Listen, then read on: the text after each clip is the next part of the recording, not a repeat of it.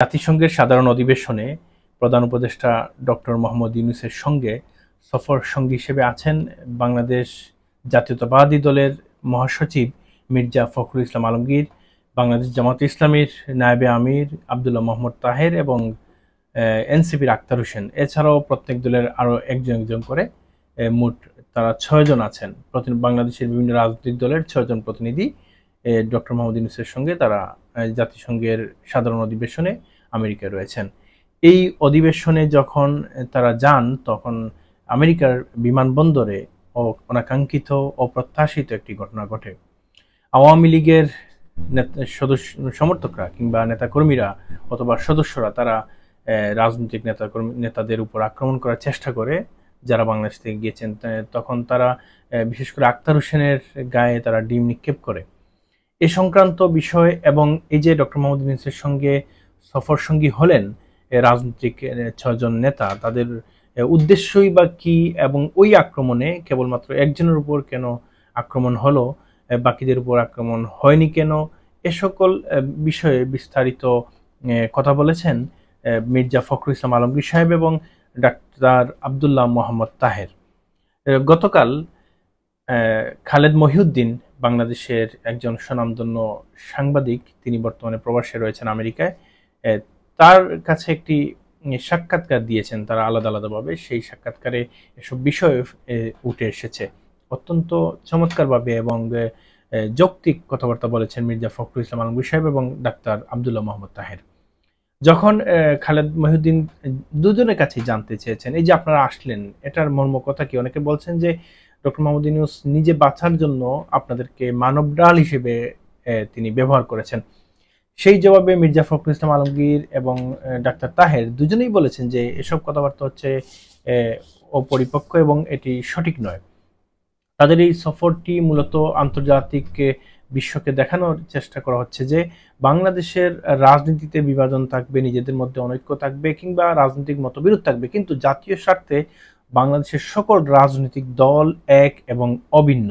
সন্ত্রাসের বেলায় বাংলাদেশ জিরো টলারেন্সে আছে এবং বহির্বিশ্বের কোনো ধরনের চক্রান্ত ষড়যন্ত্র মোকাবিলায় সকল রাজনৈতিক দল ঐক্যবদ্ধ আছে, এটি বোঝাতে চেয়েছেন। তাছাড়া আগামী জাতীয় সংসদ নির্বাচনে অবশ্যই নতুন একটি রাজনৈতিক দল ক্ষমতায় আসবে, বর্তমান অন্তর্বর্তী সরকার তাদের হাতে ক্ষমতা হস্তান্তর করবে।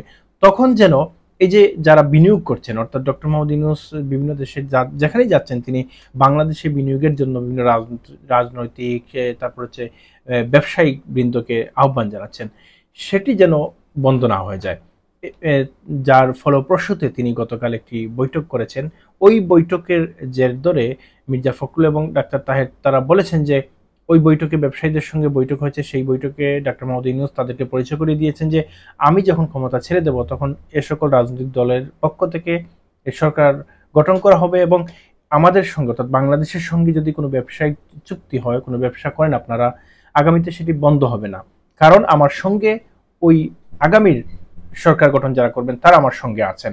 এই বিষয়টি মূলত তিনি বোঝাতে চেয়েছেন। খুবই গুরুত্বপূর্ণ বিষয় যে আমরা জানি যে অনেক বহির্বিশ্বের অনেক ব্যবসায়ী আছেন যারা স্টেবল গভর্নমেন্ট ছাড়া তারা বিনিয়োগ করতে চান না। এক্ষেত্রে ডক্টর মোহাম্মদ ইউনূস তিনি চমৎকার একটি সিদ্ধান্ত গ্রহণ করেছেন। তিনি 2টি বা 3টি রাজনৈতিক দলের নেতাদেরকে, শীর্ষ নেতাদেরকে নিয়ে গিয়েছেন, ওখানে ব্যবসায়ীদের সঙ্গে বৈঠক করেছেন।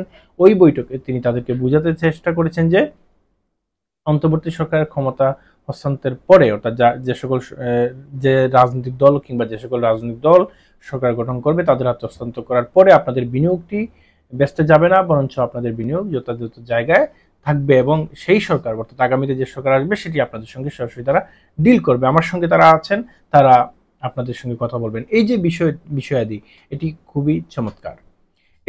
এই তো গেল তাদের সফরের উদ্দেশ্য। তারপরে বলা হচ্ছে যে আক্তার হোসেনের গায়ে ডিম নিক্ষেপ করা হলো, মির্জা ফখরুল ইসলাম আলমগীর সাহেবকে দেখে মিছিল দেওয়া হলো কিংবা আওয়ামী লীগ হেনস্থার চেষ্টা করা হয়েছে, তাহলে জামায়াতের নায়েবে আমির আব্দুল্লাহ মোহাম্মদ তাহের তিনি কেন এটা থেকে বেঁচে গেলেন? সেই জবাবে ডাক্তার আব্দুল্লাহ মোহাম্মদ তাহের বলেছেন যে যখন একসঙ্গে মির্জা ফখরুল ইসলাম আলমগীর সাহেবের সঙ্গে ডাক্তার তাহের বের হচ্ছিলেন তখন ডাক্তার তাহেরের নামে জামায়াতের নেতাকর্মীরা স্লোগান দিচ্ছিল প্রবাসীরা, তখন তিনি একটু বিব্রত বোধ করেছেন, কারণ তার চাইতে সিনিয়র নেতা হচ্ছেন মির্জা ফখরুল ইসলাম আলমগীর। এটি ডাক্তার তাহেরের বক্তব্য যে আমার চাইতে সিনিয়র হচ্ছেন মির্জা ফখরুল ইসলাম আলমগীর সাহেব। যার কারণে আমি কিছুটা বিব্রত, সেজন্য আমি একটু পিছে সরে যাই, যাতে করে মির্জা ফখরুল ইসলাম আলমগীর সাহেবের কানে যেন আমার নামের স্লোগান না যায়। এবং মির্জা ফখরুল এবং আক্তার হোসেন তারা কিন্তু সামনে চলে যান। সামনে কি হয়েছে সেটা আমি জানিনি বা জানতে পারিনি, যখন গাড়িতে উঠছি তারপরে জানছি বিষয়টা। তবে তিনি এও বলেছেন যে মির্জা ফখরুল ইসলাম আলমগীর সাহেবের পাশে ছিলেন জামায়াতের নেতারা। এছাড়া আক্তারকে যিনি জড়িয়ে ধরেছেন তার উপর যাতে ডিম না পড়ে, সেই ব্যক্তিও নাকি জামায়াতের। এটা হচ্ছে আব্দুল মোহাম্মদ তাহেরের বক্তব্য, এবং আমরা সোশ্যাল মিডিয়া টেলিভিশনে সেটা দেখেছিও বটে। এই হচ্ছে তার বক্তব্য। এবং তিনি এও বলেছেন এই যে ডিম নিক্ষেপ কিংবা হেনস্থার প্রচেষ্টা, সেটি বাংলাদেশের জন্য খুবই খারাপ, কারণ বিদেশের মাটিতে দেশের সম্মান অক্ষুণ্ণ করার পায়তারা, পাশাপাশি দেশের বিরুদ্ধে এটা একটা চক্রান্ত ষড়যন্ত্র। এবং তিনি সবচেয়ে বড় যে অভিযোগটি করেছেন সেটি হচ্ছে যে ওখানকার মিশন যথাযথ ব্যবস্থা গ্রহণ করতে পারেনি, তারা যথাযথভাবে সেটি করেনি। আরেকটি গুরুত্বপূর্ণ প্রশ্ন করেছেন খালেদ মহিউদ্দিন। তিনি দুজনের কাছে জানতে চেয়েছেন আপনারা কেন একসঙ্গে বের হলেন না, অর্থাৎ প্রধান উপদেষ্টার সঙ্গে। তখন তারা দুজনেই বলেছেন প্রধান উপদেষ্টা আমাদের জন্য 10 মিনিট অপেক্ষা করেছেন, কিন্তু সেই দেশের পলিসি অনুযায়ী আমরা তার সঙ্গে বেরোতে পারিনি। তার বিচার ক্যাটাগরি ছিল একটা, তারা ফিঙ্গার দিতে হয়নি, তারা সরাসরি বের হয়ে যেতে পেরেছেন, কিন্তু আমাদেরকে ফিঙ্গার জন্য আটকে রাখা হয়েছে। এখানে আমরা ফিঙ্গার দিয়ে বা মানে তাদের ব্যবস্থা অনুযায়ী সেই আইনানুগ ব্যবস্থা করে আমরা বের হয়েছি যাত্রীদের মতন, অন্যান্য যাত্রীদের মতন। কিন্তু প্রধান উপদেষ্টা তিনি সরকারি লোক, সেজন্য তিনি একদিকে চলে গিয়েছেন। তবে তিনি আমাদের জন্য অপেক্ষা করেছেন, তিনি চেষ্টা করেছেন আমাদেরকে নিয়ে যাওয়ার জন্য, কিন্তু ওই দেশের পলিসি অনুযায়ী সেটি সম্ভব হয়নি। এই ছিল ডাক্তার আব্দুল মোহাম্মদ তাহের মির্জা ফখরুল ইসলাম আলমগীরের বক্তব্য অনুযায়ী খালেদ মহিউদ্দিনের পেজে আমরা সেটি পেয়েছি।